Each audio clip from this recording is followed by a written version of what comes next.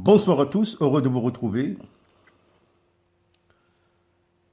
Ce soir, dans cette capsule et dans le chapitre du génie génétique, nous allons aborder les techniques de transfert d'un gène à une bactérie. Et nous allons terminer ce chapitre, bien évidemment, par un exercice d'application. Alors, comme vous le savez, ce cours concerne les candidats filière SBT seulement. Et bien évidemment, la filière sciences maths.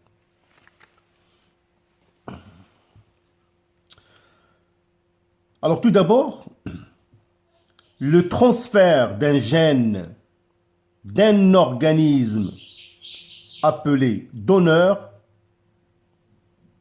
dans l'ADN d'une bactérie appelé organisme receveur exige un ensemble d'outils et de techniques permettant de couper, d'isoler et d'intégrer le gène d'intérêt dans le programme génétique de la bactérie. Bien évidemment, on peut se poser la question, quelles sont ces techniques et outils utilisés en génie génétique? Il y en a bien évidemment plusieurs, et ce sont des techniques qui n'ont pas cessé d'évoluer. Alors, quelques techniques utilisables en génie génétique, bien évidemment, je vais vous proposer des schémas.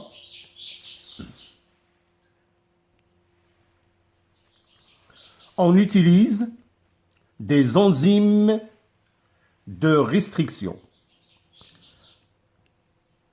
qui sont des enzymes d'origine bactérienne qui permettent de couper l'ADN au niveau de certaines séquences bien définies, comme vous pouvez le voir sur le schéma suivant.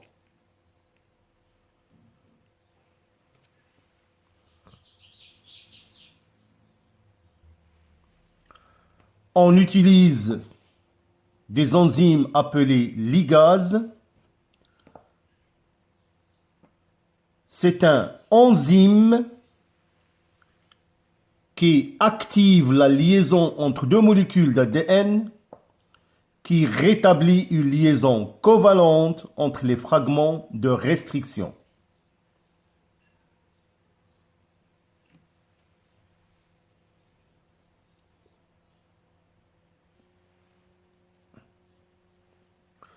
Alors, le schéma suivant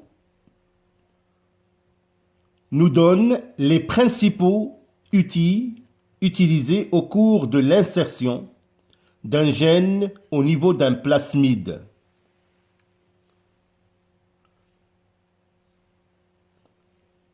Alors, tout d'abord, on procède par l'isolement du gène d'intérêt, c'est-à-dire qui nous intéresse. Deuxièmement,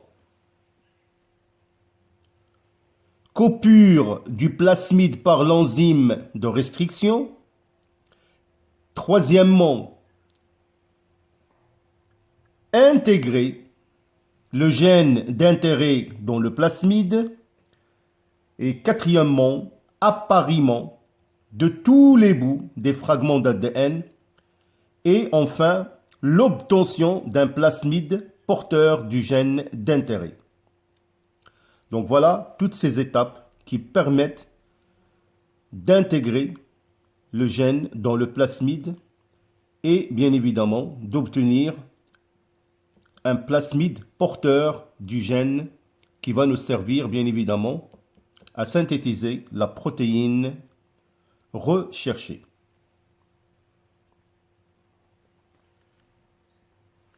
Alors voilà, grosso modo, en résumé, les 5 grandes étapes à retenir: isolement du gène d'intérêt, coupure du plasmide par l'enzyme de restriction, intégrer le gène d'intérêt dans le plasmide, appariement de tous les bouts des fragments d'ADN, obtention d'un plasmide porteur du gène d'intérêt.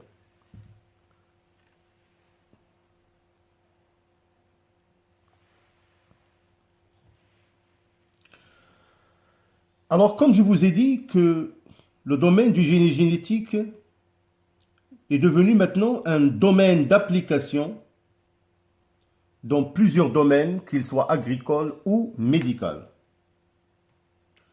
En effet, en modifiant le matériel héréditaire des êtres vivants, le génie génétique permet de produire des organismes mieux adaptés aux besoins humains. Des colibacilles capables de synthétiser de l'ovalbumine. D'ailleurs, nous allons traiter un exercice concernant la synthèse de l'ovalbumine. On peut synthétiser aussi de l'insuline ou de l'hormone de croissance.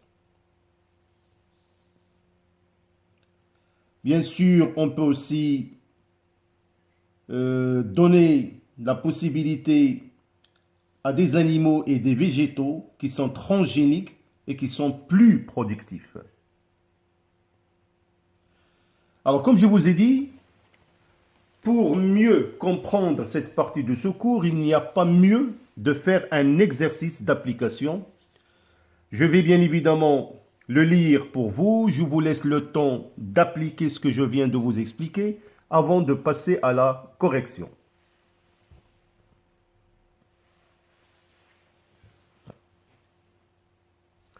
En utilisant la technique du génie génétique, on a réussi à produire l'ovalbumine par la bactérie Escherichia coli. Le document ci-dessous résume les étapes essentielles de cette technique. Alors bien évidemment, je vous laisse le temps d'examiner par vous-même tous les détails présentés par le document. Alors la question numéro 1. À partir des données du document, montrez comment on a pu avoir l'ADN du gène qui gouverne la production de l'ovalbumine. Déterminez les procédures suivies pendant chacune des étapes illustrées par le document. Citez 2 applications de la technique du génie génétique. Alors, comme je vous ai dit, vous allez bien évidemment lire attentivement les données de l'exercice, essayer, et nous allons aborder la correction dans un instant.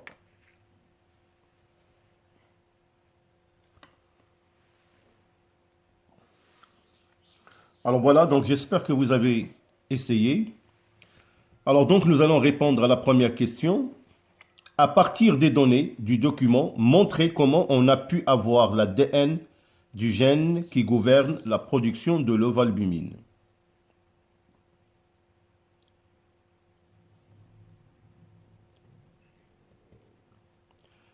Alors, comme vous pouvez le voir déjà, il faut bien évidemment voir les étapes. On a 3 étapes qui sont présentées ici par le document. La première étape, donc prise d'une cellule de l'oviducte. Donc l'oviducte, c'est l'organe qui forme l'œuf, bien évidemment. Isolement d'ARN messager correspondant à l'ovalbumine. Alors, on obtient l'ARN messager après qu'il sera hybridé. ARN messager, donc on va le transformer en ADN. Par la suite, on isole le simple brin d'ADN. Après double brin, duplication de l'ADN, qu'on va par la suite, après extraction d'un plasmide de l'Escherichia coli, on va l'ouvrir et on va insérer le double brin d'ADN qui code pour la protéine ovalbumine. Et on obtient un plasmide recombiné. Alors par la suite, on place ce plasmide recombiné dans la bactérie Escherichia coli. On va procéder par une culture de ces bactéries. On va obtenir des clonages des bactéries recombinées, bien évidemment. La 5e étape, et on va obtenir une colonie de bactéries productrices d'ovalbumine. Donc voilà grosso modo les étapes présentées par ce document. Alors donc, à partir des données du document, montrer comment on a pu avoir l'ADN du gène qui gouverne la production de l'ovalbumine. Alors la réponse est la suivante.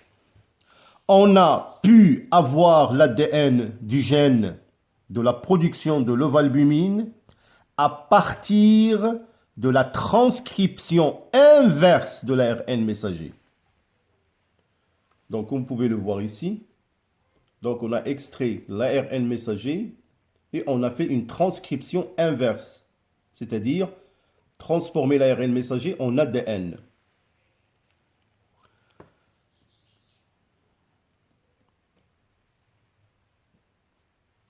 Alors la question numéro 2, déterminer les procédures suivies pendant chacune des étapes illustrées par le document.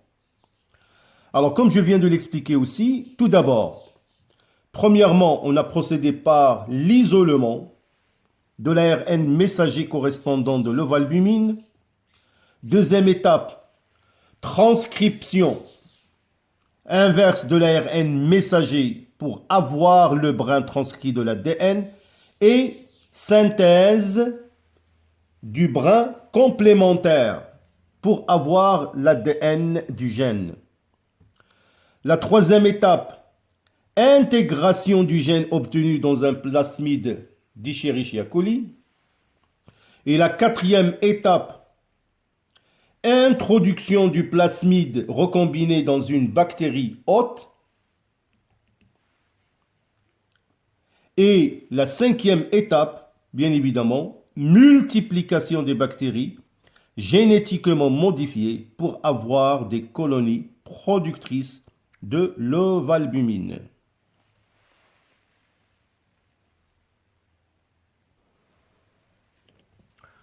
Alors, deux domaines d'application de la technique du génie génétique. Bien évidemment, il est utilisé pour la production de protéines toxiques contre les insectes nuisibles. Bien évidemment, production d'hormones humaines comme l'insuline ou les hormones de croissance. Donc voilà, il y en a bien évidemment d'autres domaines d'application du génie génétique. C'est un domaine qui n'a pas cessé de dévoiler ses secrets dans le domaine médical. Alors voilà mes chers élèves, je crois pour les candidats SVT et Sciences Maths, c'est pratiquement le genre d'exercice qu'il faut vraiment traiter concernant ce chapitre du génie génétique. Alors donc j'espère, comme toujours, que cet exercice va vous apporter un supplément de connaissances. J'attends vos commentaires et appréciations.